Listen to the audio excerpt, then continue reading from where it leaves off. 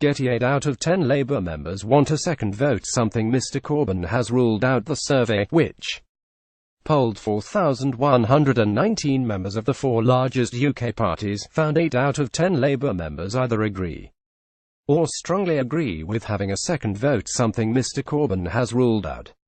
The survey by the Mile End Institute at Queen Mary University in London found not only did 78% of Labour members want a second Brexit referendum, support for such a step among the Liberal Democrats and Scottish National Party SNP is even stronger. Among the pro-EU Lib Dem grassroots, 91% want a second say on the country's breakaway from the European Union, along with 87% of SNP members questioned.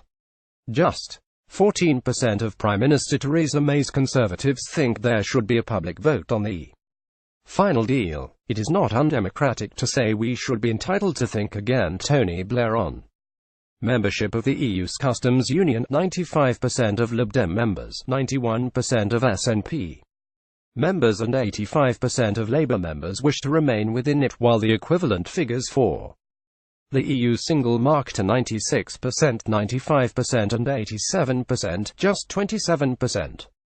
If Tory members want to stay in the customs union and 25% wish to stay in the single market, reflecting the government's policy of leaving both after Brexit.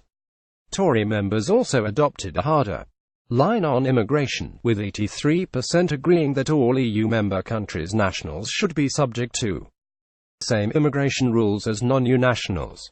Among Labour, 33% agreed with the proposition. The poll results come as former Prime Minister and ARC Remainer Tony Blair said Britain needed a second referendum because people didn't know what the terms of the new relationship will be. Tony Blair said Britain needs a second Brexit referendum. Hay claimed in an interview on the BBC Radio 4 Today programme, "It is not undemocratic to say we should be entitled to think again." In a separate interview on the Today programme, Mr Blair claimed he accepted entirely the electorate's verdict to leave, but went on to insist democracy doesn't just stop for one day. He added, "You could have an election on the issue.